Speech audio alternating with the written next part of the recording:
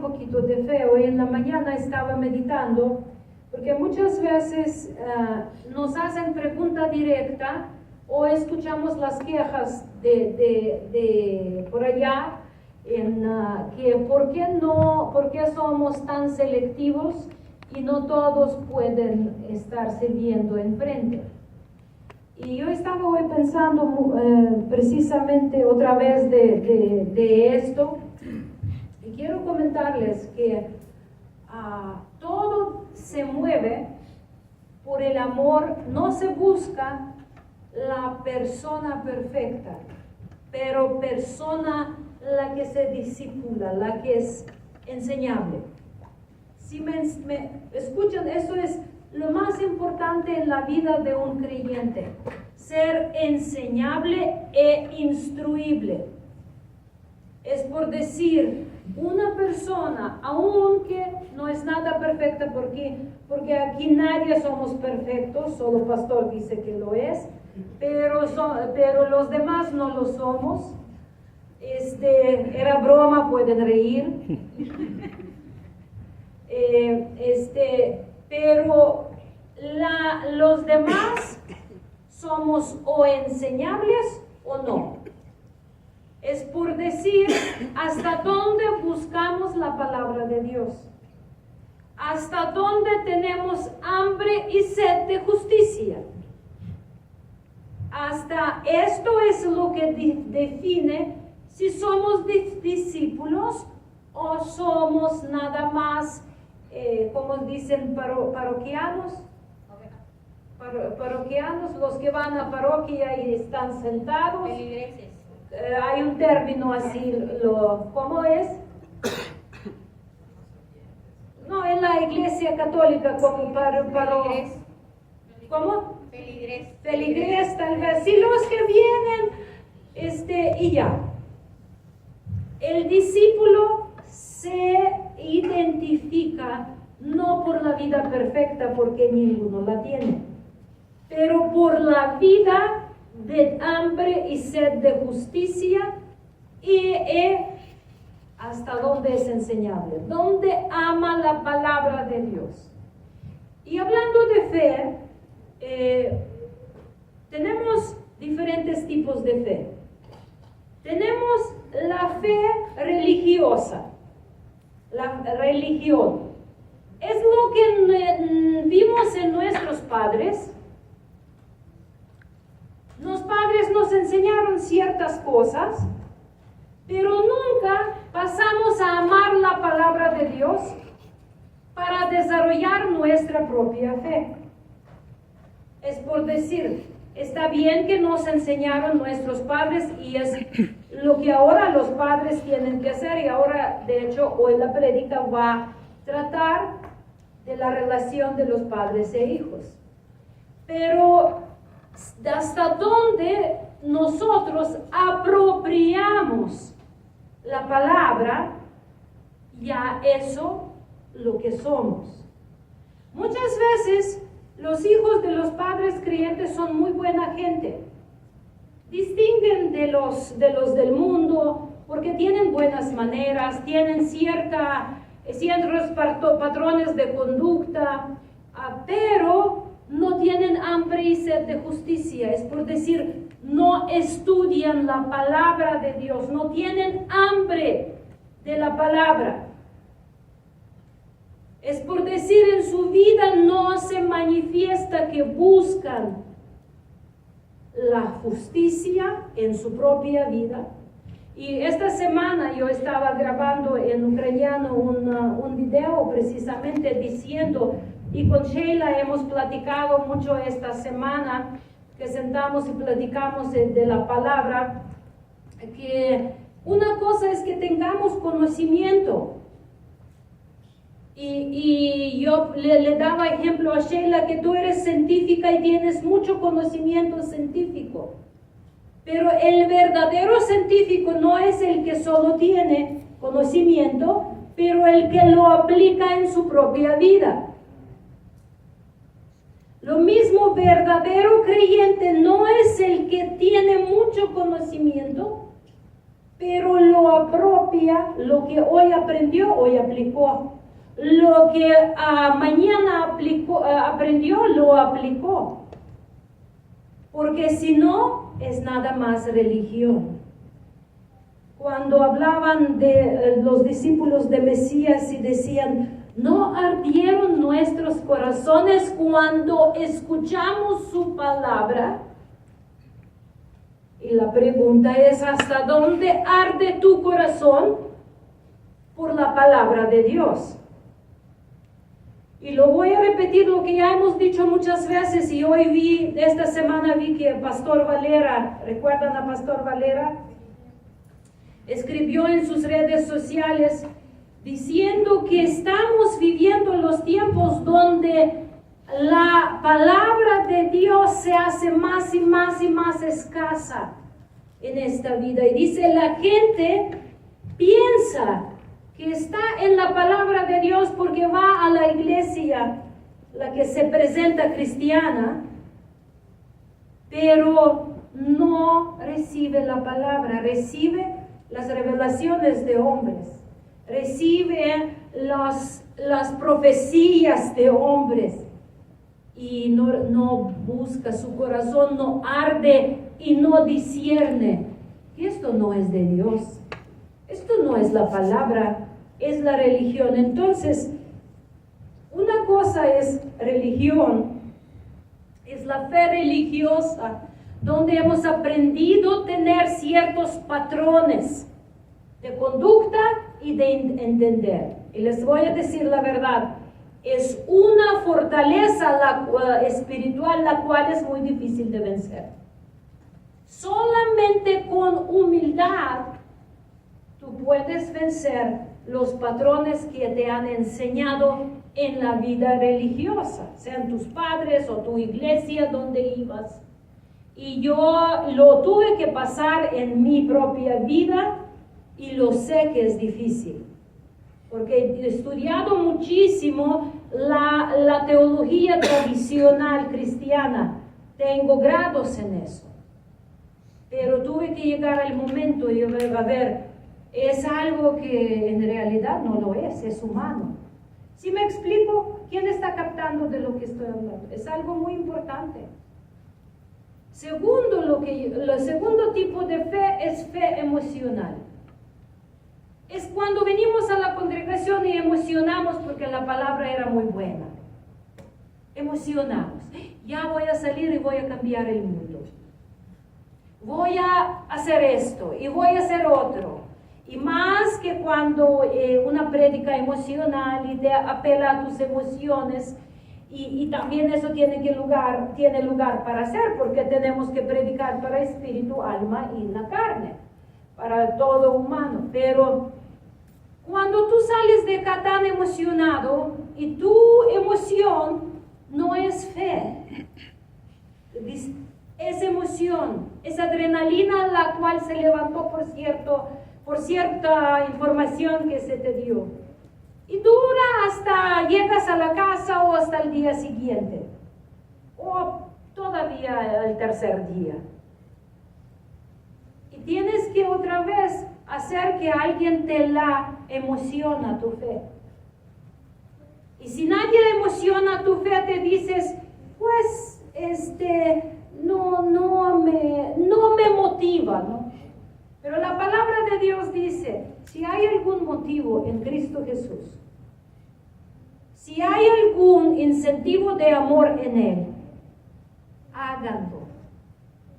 La fe verdadera no depende de las palabras, de elocuencia de las palabras del pastor o de la pastora, o de falta de elocuencia. Pero la palabra de Dios es suficiente elocuente para que tú y yo deseemos la verdad. Haberlo dicho eso, les anuncio que próximo domingo se va a empezar nueva serie de predicaciones, la cual se va a llamar precisamente de estar desarrollar. Bueno, todavía no tengo título 100% cómo va a ser, pero va a tratar del verdadero amor de Dios. ¿Qué significa? Amar a Dios de verdad. ¿Se puede amar a Dios y no amar a su palabra? ¿Se puede amar a Dios y no amar a su iglesia? ¿Se puede amar a Dios y no amar a tu prójimo? Porque muchas veces cuando nuestro conflicto surge con nuestro prójimo, rápido se nos olvida el amor de Dios y pisoteamos a nuestro prójimo. Todo eso vamos a ver en la prédica que viene, donde vamos a estudiar el primer y más importante mandamiento, amar a Dios. ¿Okay? Todo eso era introducción y presentación para el próximo domingo, para que los que les interesa, ahí vamos a tratar si puede, o si uno puede obligarte a amar a Dios, si Dios te puede enamorar, y todas cosas vamos a tratar, patrones de la vida, de las enseñanzas que por allí andan, y vamos a ver el primer y más importante mandamiento de amor a Dios. Bueno, y hoy vamos a hablar de una prédica, la cual voy a llamar el síndrome de Elí. El síndrome de Elí. Y ahora vamos a entender de qué se trata. Primera de Samuel, capítulo 2, versículo 12, 36. Vamos a leer un pasaje muy grande, porque cuando lo leemos, ya luego no vamos a tener que hablar mucho, ahí se nos explica mucho. El síndrome de Elí, primera de Samuel 2, 12, 36. ¿Listos? Los hijos de Elí eran hombres impíos, que no tenían conocimiento de Jehová. Y era costumbre de los sacerdotes con el pueblo, que cuando alguien ofrecía sacrificio, mientras se cocía la carne, venía el criado del sacerdote, trayendo en su mano un garfio de 3 dientes, y lo metía en el perol, en la olla, en el caldero o en la marmita, y todo lo que sacaba el garfio, el sacerdote lo tomaba para sí. De esta manera hacían con todo israelita que venía a Silo. Asimismo, antes de quemar la grasa, venía el criado del sacerdote y decía al que sacrificaba: dame carne para asársela al sacerdote, porque no aceptará de ti carne cocida sino cruda. Y si el hombre le respondía: hay que quemar la grasa primero y después toma tanto como quieras, él decía: no, dámela ahora mismo, de otra manera la tomaré por la fuerza. Así pues, el pecado de estos ayudantes era muy grande ante Jehová, porque menospreciaban las ofrendas de Jehová. Y aquí voy a hacer una pausa. Pongan mucha atención. ¿Quién los mandaba a los ayudantes traer la carne y la grasa? Los hijos de los sacerdotes. Y dice Dios que como lo mandaban sacerdotes, ¿eso quitaba la culpa a los que les obedecían? Quiero que ustedes escuchen, porque muchos hermanos, vamos a decir hermanos, pero muchas personas de las iglesias dicen: yo hago lo que me dicen pastores, yo doy lo que doy y Dios les va a pedir cuenta a ellos. ¿Lo escuchan muy bien?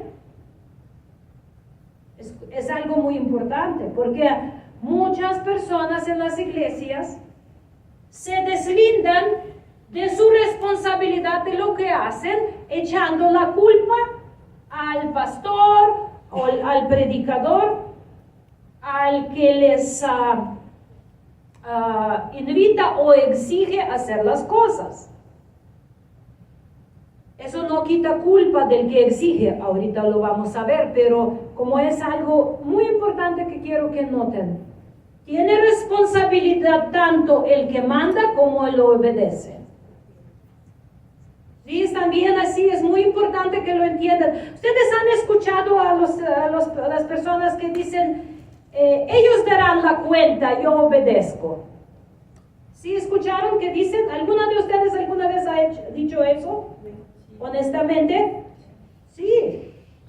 Tenemos que estar muy, muy conscientes que tanta responsabilidad tiene el que manda, tanto como obedece. Si obedece a lo que contradice a la voluntad de Dios.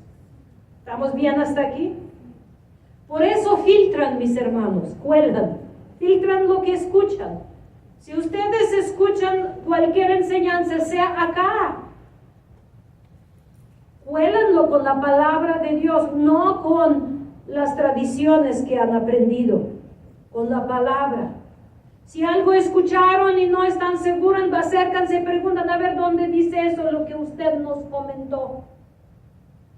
Tienen responsabilidad de estar pendientes que la comida que se les dé es la comida pura, kosher, bíblica. ¿Sí me estoy explicando?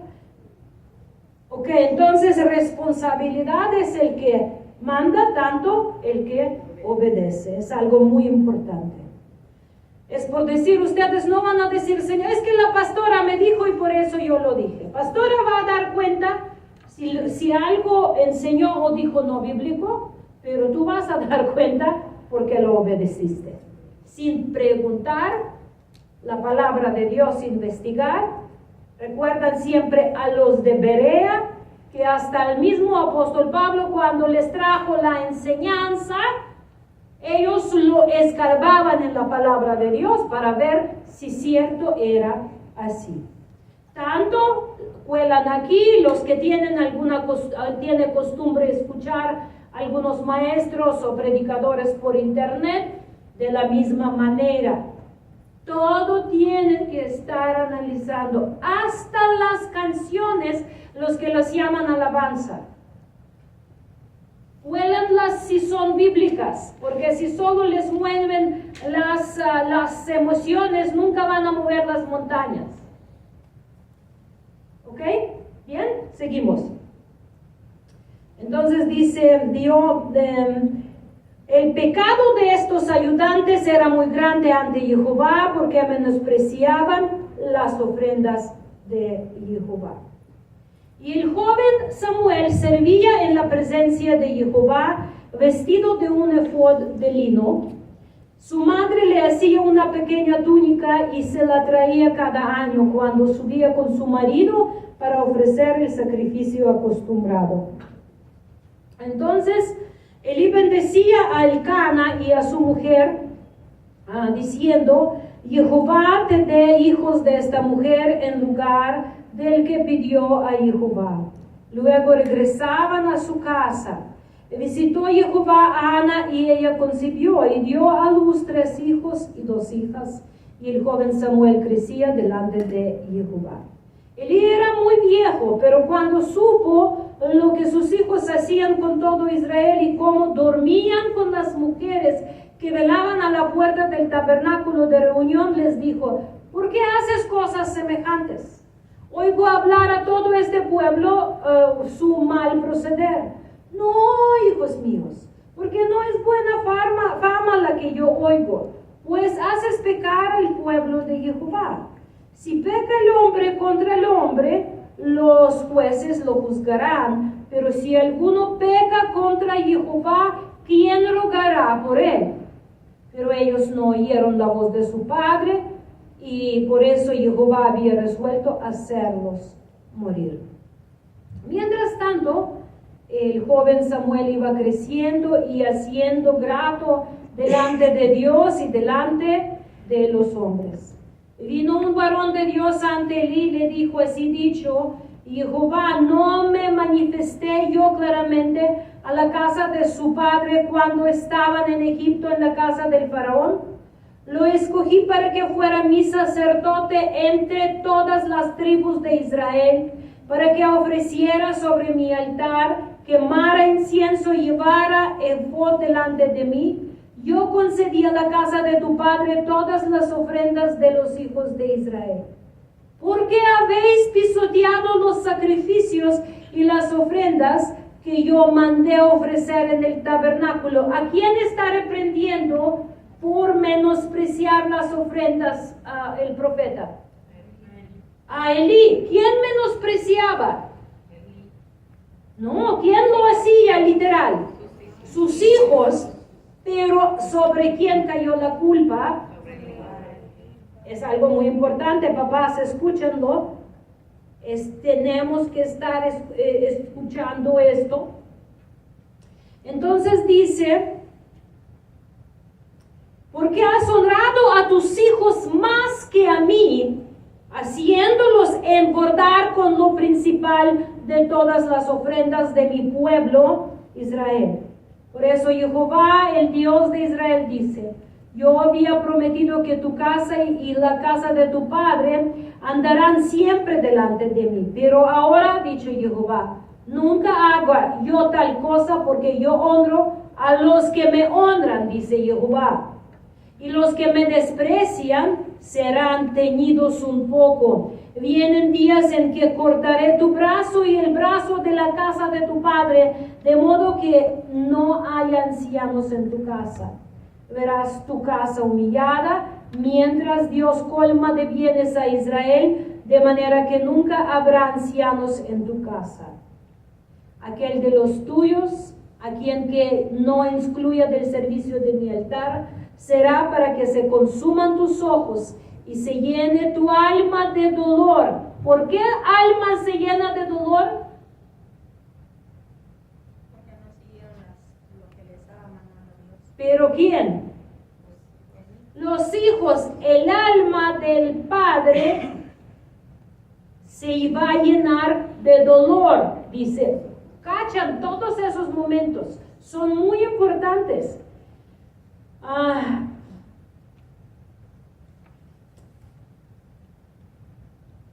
Y se llene tu alma de dolor, y todos los nacidos en tu casa morirán en la plenitud de la edad.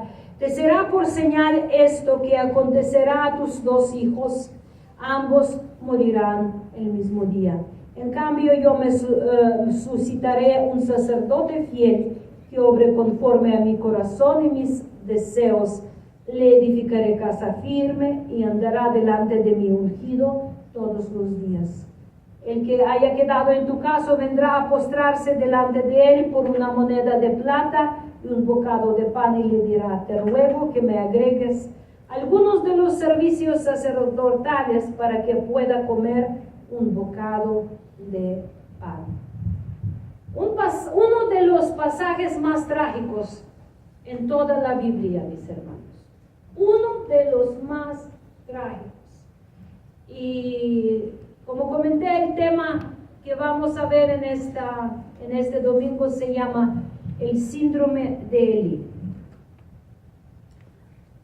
¿Cuáles son dos más importantes características de una persona que tiene síndrome de Elí? El número uno, no tener autoridad sobre los hijos. Versículos 22, 25, sí, todo es de lo mismo. Dice que le hacía observación: no, hijitos míos, no hagan esto.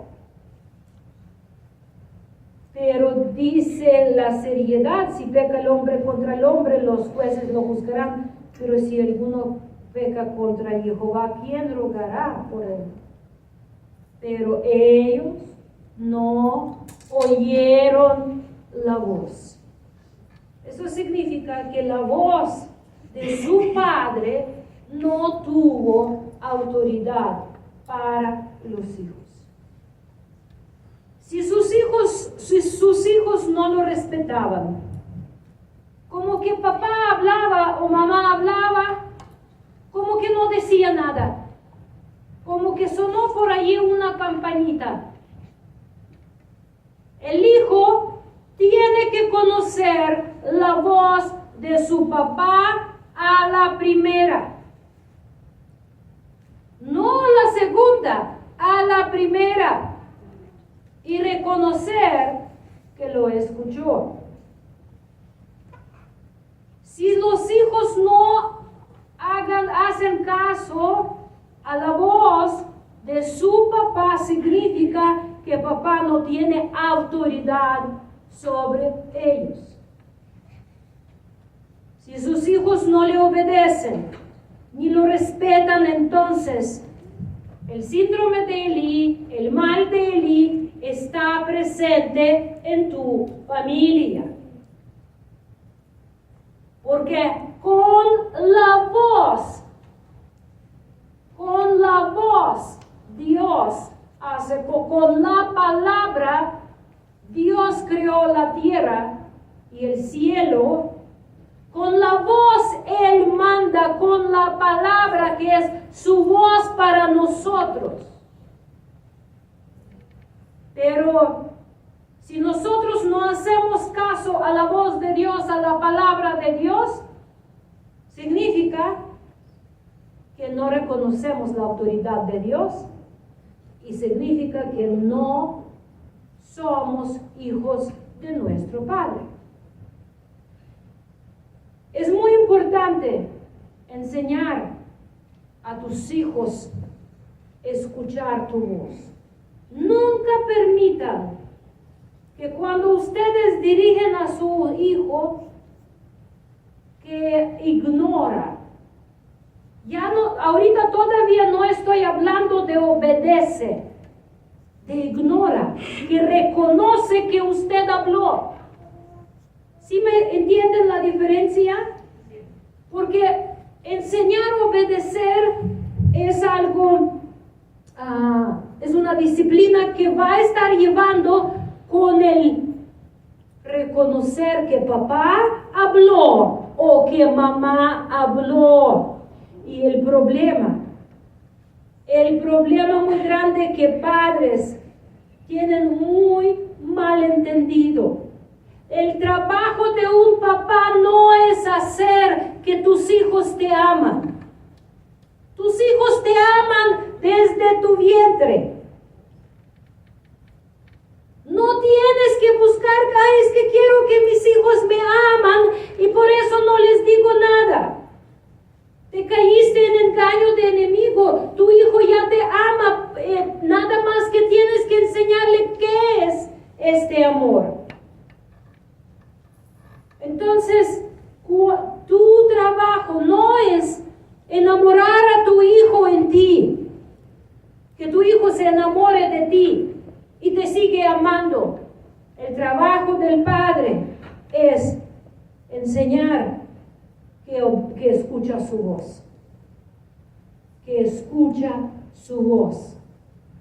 Cuando mamá habla, la respuesta de un hijo tiene que ser sí, mamá. Cuando papá habla, el hijo tiene que responder sí, papá. No importa que está en medio berrinche, no importa lo que está haciendo, la voz tiene que ser reconocida. Los padres se desesperan porque hablan a los hijos sin dar cuenta que los hijos no les escuchan. ¿Sí me explico? Tú hablas y luego te desesperas y empiezas a gritar porque tu hijo no te escucha, no reconoce tu voz. Y es algo muy importante que tú tienes que enseñar a tu hijo que escucha tu voz. Y esto no es responsabilidad de tu hijo aprenderlo sin que tú lo enseñes. Sin importar qué edad tienen tus hijos, sin importar qué edad tienen tus hijos, tienen que reconocer tu voz.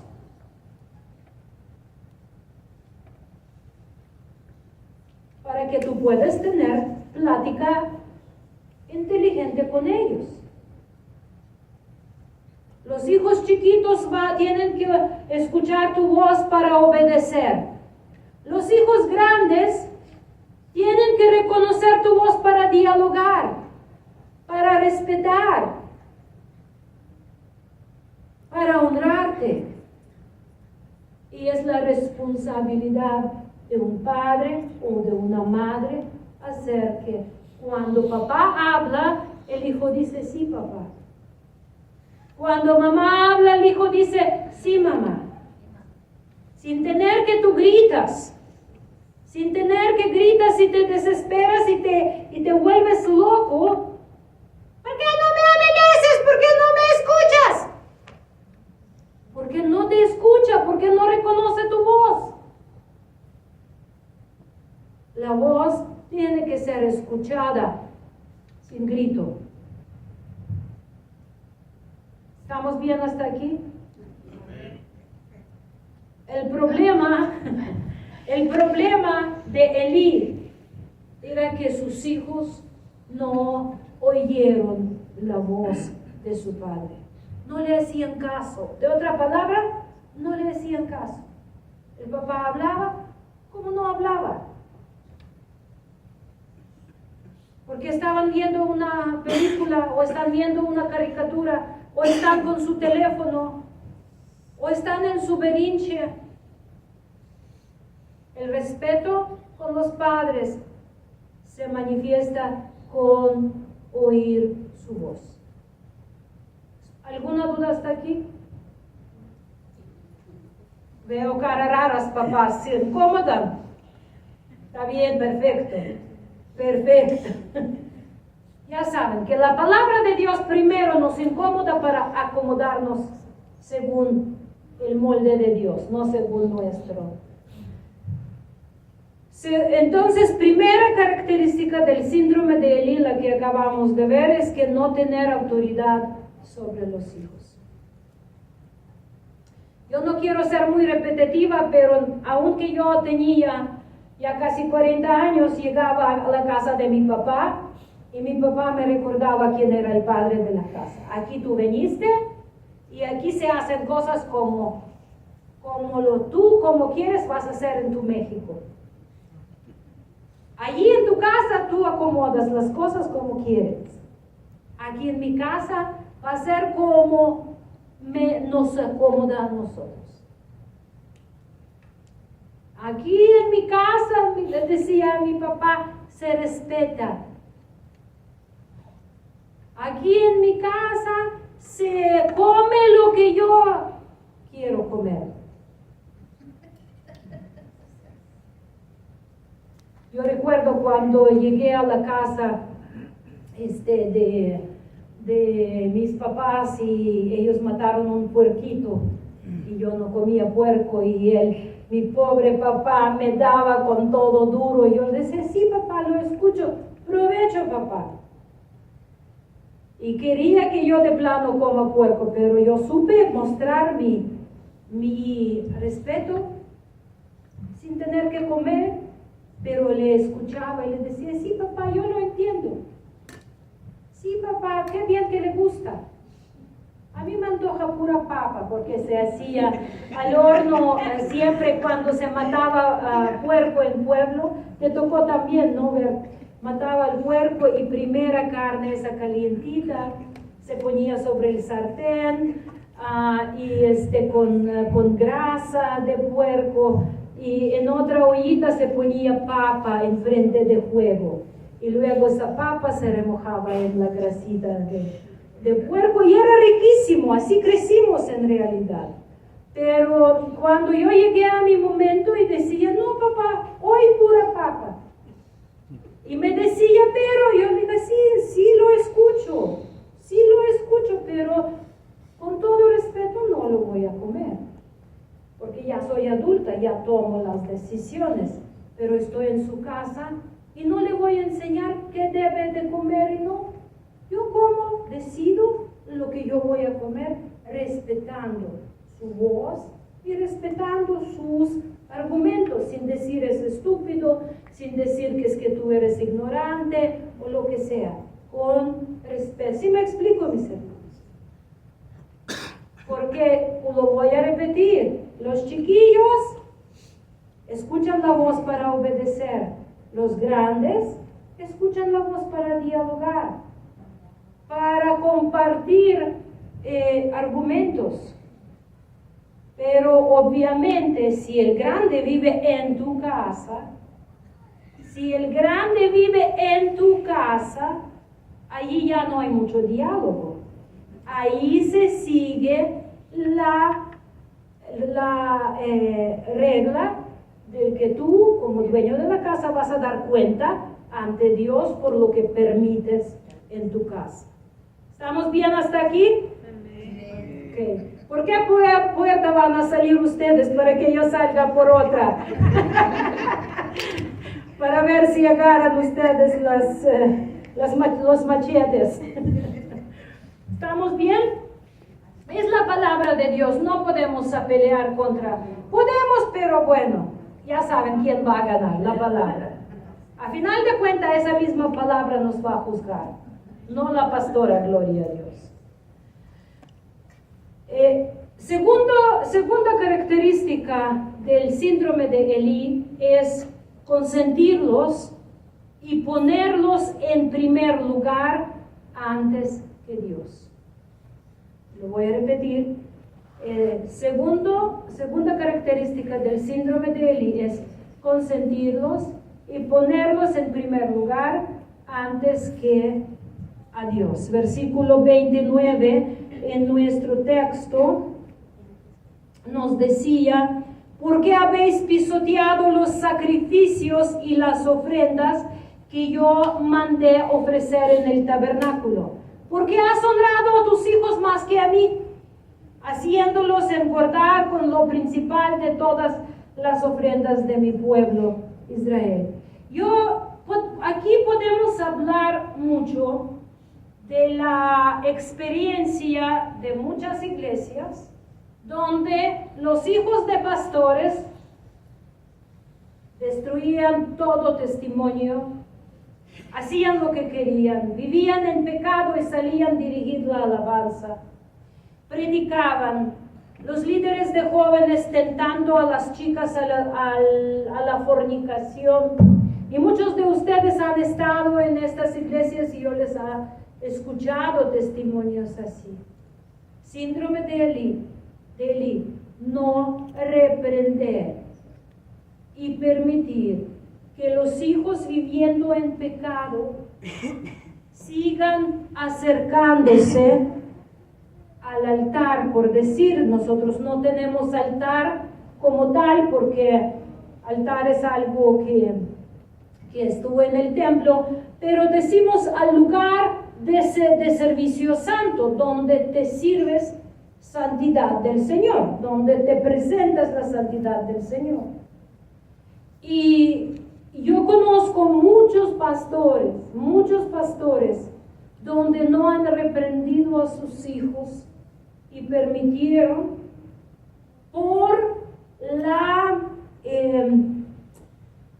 la influencia que tiene la iglesia sobre las vidas, lastimar las vidas de los demás.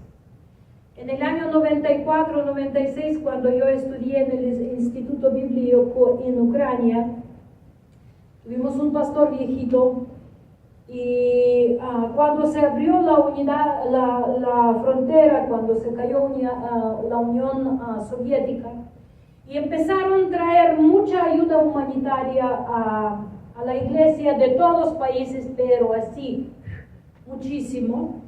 Sus hijos abrieron las tiendas donde vendían cosas que se tenían que dar gratis. Y yo recuerdo nosotros como alumnos del Instituto Bíblico, nos mandaron botas para otoño y primavera y los pusieron todos en venta. Y yo recuerdo que yo compré mis botas Y en invierno eran de otoño, pero en invierno mis botas ya eran tan viejitas que se abrieron, que ya no se pudo pegar la suela y yo tenía que poner bolsas de plástico para que no se mojan mis pies en invierno. Imagínense bolsas de plástico en las botas rotas con temperatura -30. Y en el año, cuando yo gradué en el año 96, pasó, no sé qué año era, creo que en 97 por ahí, yo ya estaba en otro lado y Dios le dio la palabra a mi mamá. Dios la usaba en la palabra profética bastante y le mandó y le dio a 6 personas, incluyendo el pastor y líderes de esa congregación, les dio la palabra. Yo recuerdo cómo ella temblaba para llevar esa palabra y temblaba muchísimo y ayunó creo que 40 días para ir allá, porque era la palabra muy espantosa. Y cuando ella llegó y fue con el pastor, ya le llevó todo en el papel y él dice, démelo, y él dice, no, yo le voy a leer y le voy a dejar. Y le dio al pastor y a los líderes, y cuando ella salió de allá, le dieron a la espalda, dio una palabra al pastor. Yo recuerdo que era, si tú no empiezas a reprender a tus hijos y no recuerdo bien todo, pero dice, aquí se va a llegar desolador y ese lugar va a quedar desolado. Y era un lugar grandísimo, una iglesia, el instituto bíblico, un edificio de 3 pisos. Al director del instituto bíblico, igual, si no te arrepientas, se va a cortar tu raíz, prácticamente algo así. Era palabra muy espantosa, y por eso mi mamá ayunó 40 días. Cuando ella se fue, le rieron a la espalda y dijeron que le rieron a su espalda, dijeron, mira esa profetisa que está, le rieron, burlaron. Cuando pasó tiempo, en el año 2014, pasaron como 7, 8 años, empezó a cumplirse todo. Todavía antes, el director del instituto se alejó de Dios, su hijo mayor murió en la pelea borracha, lo apuñalaron. Su hijo menor, no sé si todavía, pero estaba perdido completamente en droga de heroína. Y él mismo, como se alejó de Dios, se metió en la política, murió borracho, estrenó contra el árbol, un árbol en el coche. El lugar quedó completamente desolado.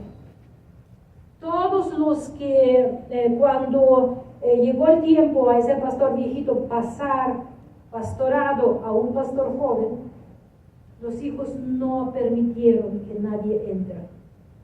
Entonces todos los que querían servir a Dios se fueron para otro lado y agarraron otro edificio y allí, créanme, desolación espantosa. No sé si pasamos cuando ya era desolado, porque fuimos cuando todavía estaban allí en Coros. No pasamos ya cuando no hay nada. Está horrible, rompe el corazón la situación.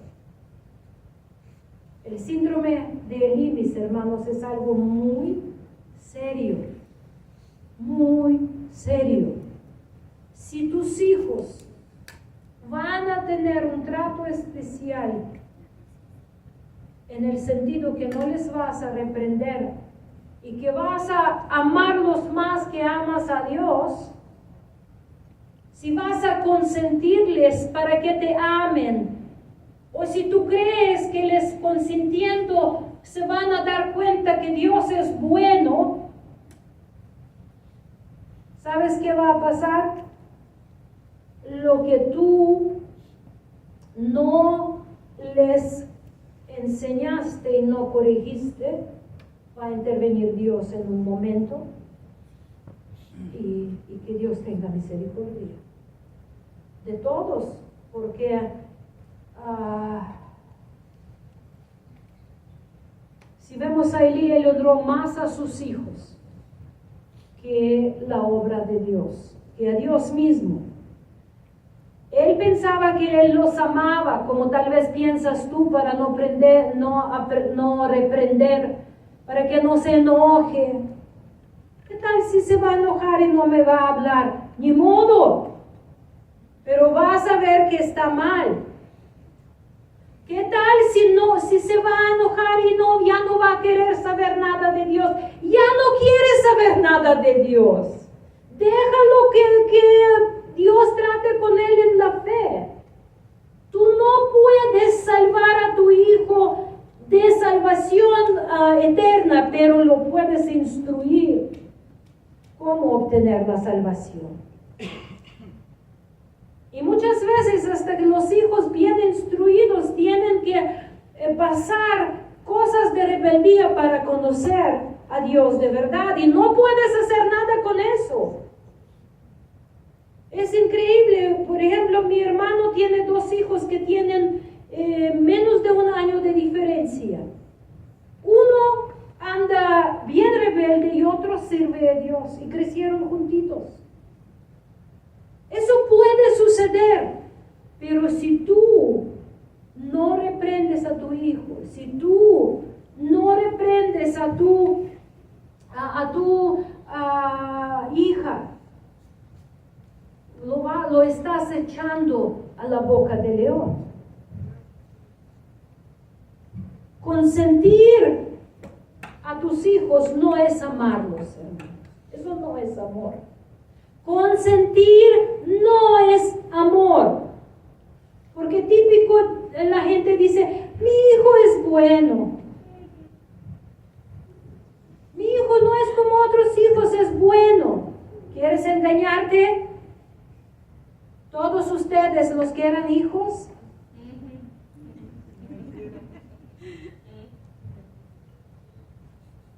¿qué tal buenos eran? Buenos para engañar, para mentir, para manipular. ¿Quién era así honestamente? Entonces, ¿qué te da base decir que mi hijo es bueno?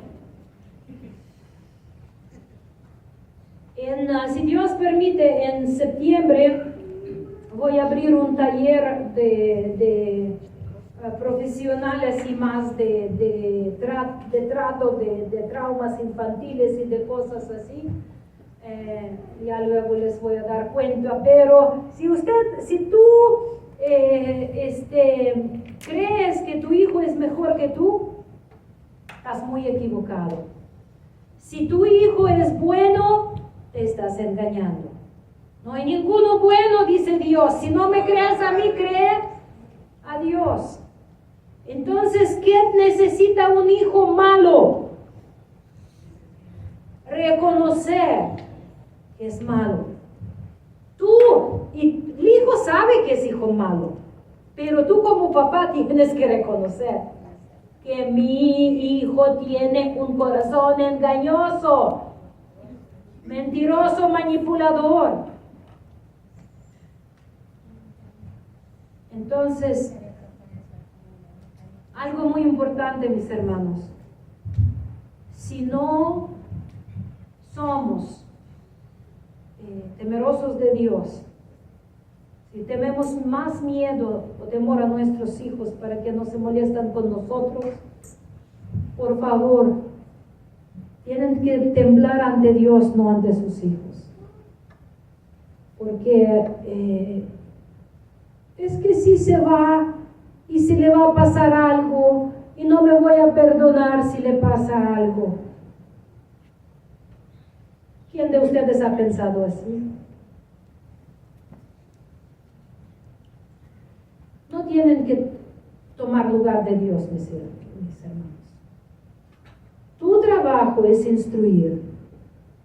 El trabajo de Dios es salvar. Tú instruyes, amando a Dios, pero el que salva, Dios. Si no instruyes, si no reprendes, si no van a obedecer, escuchar tu voz, ¿crees que van a escuchar la voz de Dios? Obviamente no. Rápido, ¿por qué se da ese síndrome? ¿Por qué se da ese síndrome de Eli? ¿Por qué somos propensos a amar a nuestros hijos más que amamos a Dios?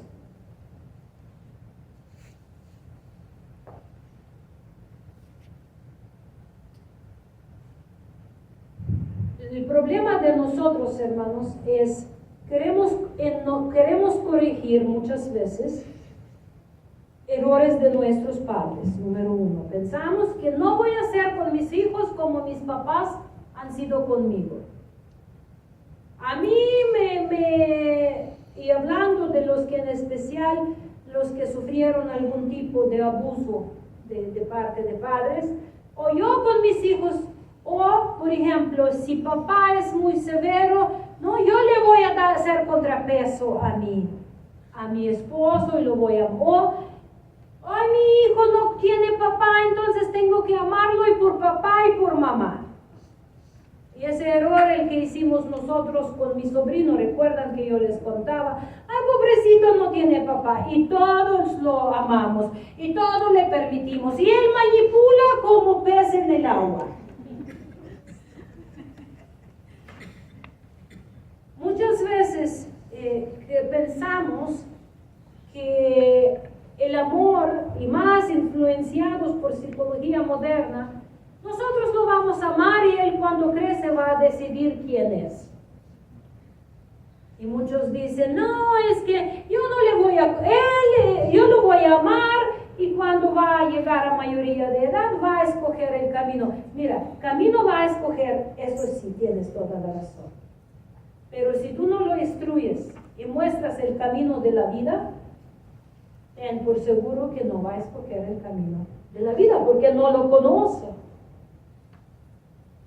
Deuteronomio 6:9 nos dice, estas palabras que yo te mando hoy estarán sobre, primero, tu corazón. ¿A cuáles palabras refiere? Escucha, Israel, Jehová, tu Dios, Jehová uno es, y amarás Jehová tu Dios con todo tu corazón, con toda tu alma, con toda tu fuerza y con toda tu voluntad. Y entonces se las repetirás a tus hijos. Si están en tu corazón, de la abundancia del corazón habla la boca. Entonces, ¿quieres escuchar lo que tú hablas? Pon tu teléfono un día en modo de grabación y graba toda tu conversación de un día. ¿Quieres saber de qué está hecho tu corazón? Graba tu conversación, graba tu boca. Se va a manifestar cuál es tu tesoro. Cuando yo escribo, ay, son mis tesoros más valiosos de la vida. Mira, un problema que hacen también a papás es que ponen a su hijo en primer lugar antes de tu cónyuge. Bíblicamente es un pecado. Tú no puedes amar a tus hijos más que amas a tu cónyuge. Sí, el cónyuge era antes que llegaron tus hijos y va a estar después primeramente Dios. Entonces, el problema es que si tu relación con tu cónyuge está enfocada en tu hijo y no primero tienes relación uno con otro, cuando se va hijo va a ir sentido de la vida. Por eso muchos padres completamente cuando se encuentran sin hijos y dicen, miran a su esposo y dicen, ¿y tú quién eres? No, de verdad, ¿y tú quién eres? ¿Y qué hago contigo? ¿Qué te digo? ¿Qué te cuento? ¿Qué haces aquí? ¿Sí me explico, mis hermanos? No puedes amar a tu hijo más que amas a Dios y a tu cónyuge.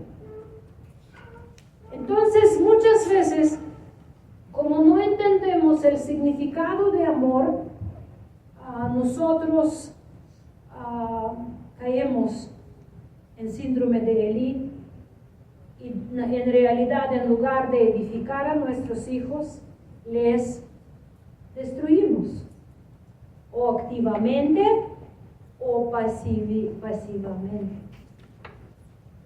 Y un destructor muy fuerte que sucede es que decimos que creemos en Dios, pero nuestra vida, la cual nuestros hijos ven todo el tiempo, casi 24 horas, ven cómo hablamos, cómo contestamos, cómo reaccionamos, cómo explotamos. Entonces nuestros hijos piensan, si Dios es así, ¿para qué yo quiero así? Y empiezan a construir su propio mundo apartado tanto de Dios como de padres. Creando su mundo donde se les quiere. Por eso caen en engaño de los muchachos. Viene un muchacho con cara de ángel y le promete la luna y el sol y cree en eso, porque es lo que imaginó que es amor verdadero en su mundo, y por eso cae en estas cosas y las entregamos a nuestros hijos en la boca de león. Como les comenté, próximo domingo vamos a estar estudiando el amor, tema de primer mandamiento. Y allí vamos a tratar cómo se puede corregir hasta el síndrome de Elí.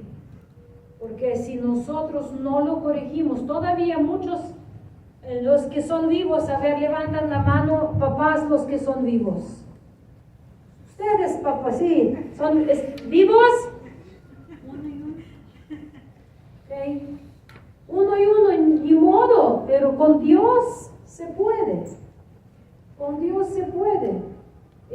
Yo refiero, usted es el que papá, no el que tiene papá vivo. Los que son papás y son vivos. Si ustedes están vivos, todavía tienen esperanza. Estar corrigiendo el síndrome de Elí con sus hijos. Están sanando su corazón en el amor de Dios.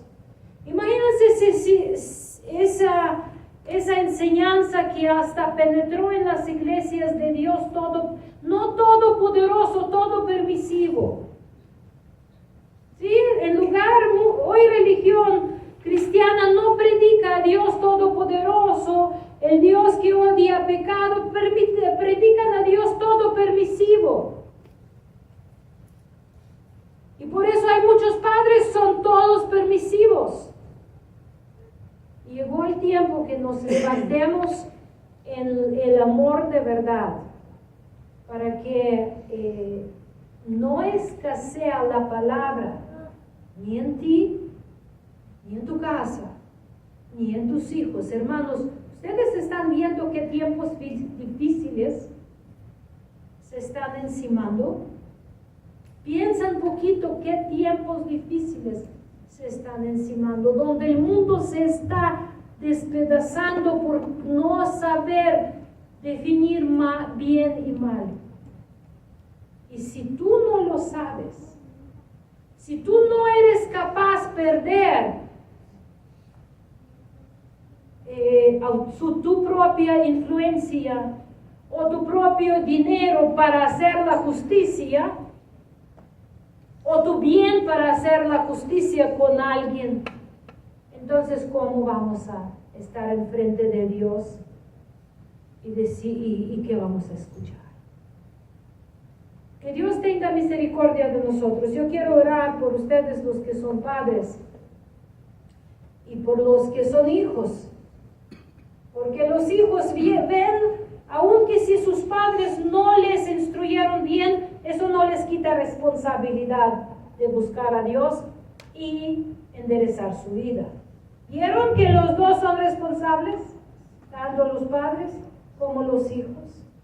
Y dice la palabra, los hijos no van a dar cuenta por pecado del padre, y el padre no va a dar cuenta por decir si los hijos decidieron pecar por su propia cuenta.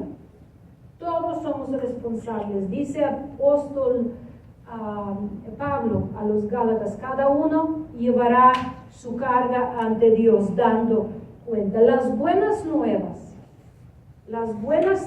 para nosotros es que nuestro Mesías, Cristo Jesús, vino para reconciliar los padres con los hijos.